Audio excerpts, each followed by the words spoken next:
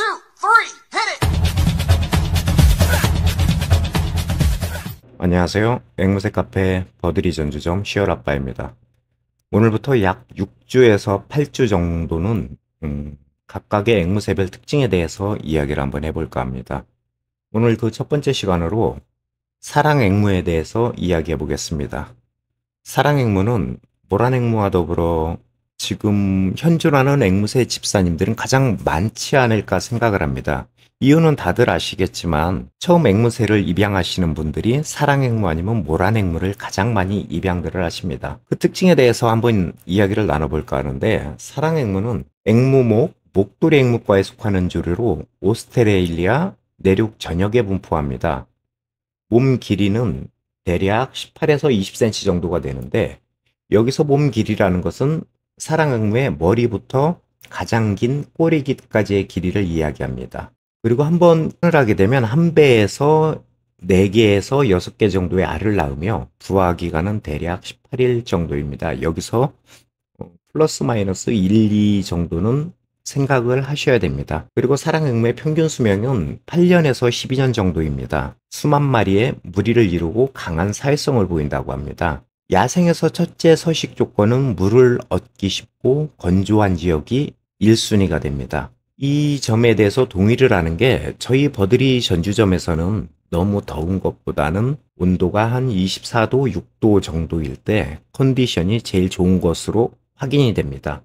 사랑앵무의 특징 중 하나는 색깔로만 봐도 수백 가지의 변종이 존재한다는 것입니다. 모란앵무와 더불어 변종이 제일 많은 종이죠. 그리고 참, 야생에서는 어떤지 모르겠지만 저희 버드리 전주점에 있는 사랑앵무는 일부 일처제가 아닙니다. 남봉꾼 수컷이 하나 있더라고요. 어제는 암컷 A한테 올라타 있고 오늘은 암컷 B한테 올라타 있고, 암컷들이 그 수컷 앞에 가서 꼬리를 치는 게 제 눈에도 보입니다. 그 수컷만의 매력이 있는 것 같아요. 또 거기에 수컷도 줏대가 없이 다 받아주고 있는데 암컷 입장에서는 속이 터질 것 같습니다. 그리고 사랑앵무는 외관상으로 암수 구분되는 몇 안 되는 앵무새 중에 하나입니다. 뿌리 위쪽과 콧구멍 사이, 사람으로 따지면 인중이 될 것 같습니다.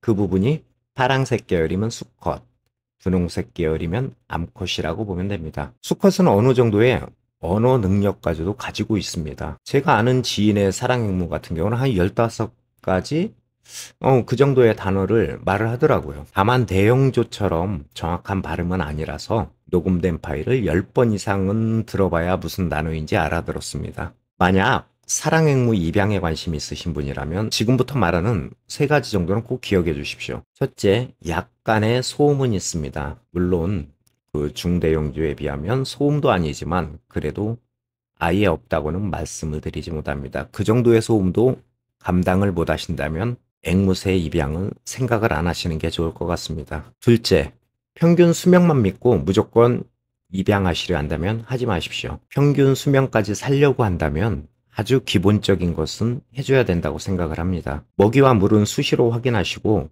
특히 물은 하루에 최소한 4번에서 5번은 갈아주셔야 됩니다. 앵무새들은 처음 주는 물로 아침에 일어나서 목욕도 하고 물그릇에 앉아서 변을 보기도 합니다. 그래서 앵무새들이 먹는 물은 항상 깨끗함을 유지해야 됩니다. 예를 들어 야생에 있을 때는 깨끗한 물만 골라서 마신다고 보시면 됩니다. 고여있는 물을 먹는 것이 아니라 흐르는 물에 가서 먹기도 하고 그 물로 목욕도 하기 때문에 항상 깨끗함은 유지를 하게 됩니다. 저희 카페에서 아이들 습성을 보면은 모든 앵무새들이 아침에 물을 갈아주면 그 물로 목욕을 합니다.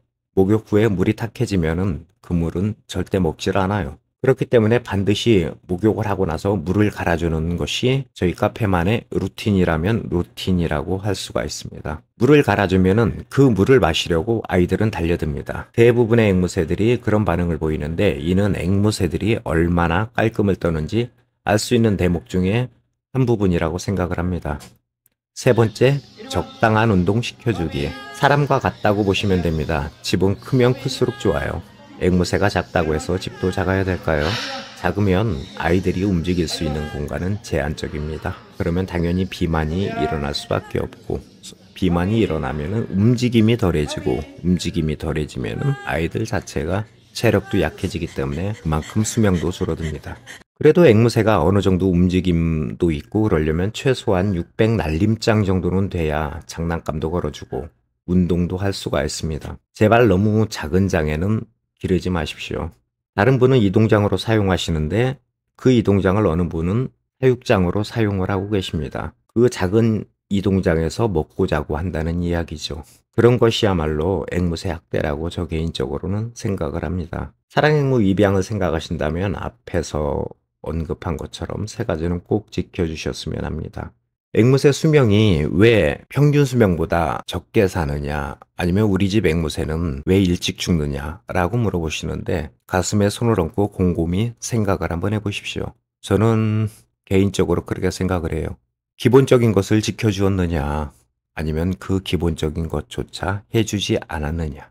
그거를 먼저 생각을 해보십시오. 그거를 생각을 한다면은 우리 집 새가 왜 죽었는지, 우리 집 새가 왜 나를 안 따르는지를 알게 될 것입니다. 잘 안 따르는 이유는 여러 가지가 있는데 그 중에 대표적인 것이 저희가 언급한 거, 저희가 처음에 입양을 하실 때 집사님들께 꼭 말씀을 드립니다. 오늘 하루 정도 아니면은 이틀 정도는 꺼내지 말아 주십시오. 앵무새한테도 적응하는데 필요한 시간이 있습니다.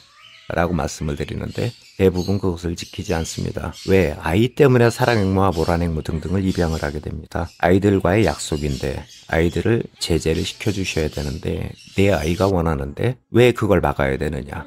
이런 식으로 말씀을 하시는데 그렇게 되면 아이들이 절대 안 따릅니다. 이곳에 있을 때는 내 손에 잘 오고 아이 손에 잘 올라왔기 때문에 입양을 하신 건데 왜 집에 가면 안 따를까요? 사람으로 예를 들어 보겠습니다. 대인관계에 있어서도 처음부터 그 사람한테 마음을 열지는 않습니다. 내 속마음을 이야기는 절대 안 해요. 하물며 사람보다 작은 최약체 개체인 앵무새, 특히 사랑앵무, 모란앵무 같은 경우는 더 하겠죠. 그 부분을 생각을 해보십시오. 그 애들이 마음을 여는데 이 집사님을 믿어도 되는지, 이 사람을 믿어도 되는지, 이 사람의 손이 나에게 해를 가하는 손인지, 나에게 기쁨과 즐거움을 주는 손인지 파악을 하는 데는 시간이 걸립니다. 앵무새에게 시간을 주십시오. 조금이라도 시간을 주면은 반드시 앵무새는 집사님의 손에 올라오게 돼 있습니다. 사람이 배신을 하지 우리가 기르는 앵무새는 절대 먼저 배신을 하지 않습니다. 지금까지 올바른 애조 문화를 위해 항상 노력하는 앵무새 카페 전주버들이 시어라빠였습니다. 감사합니다.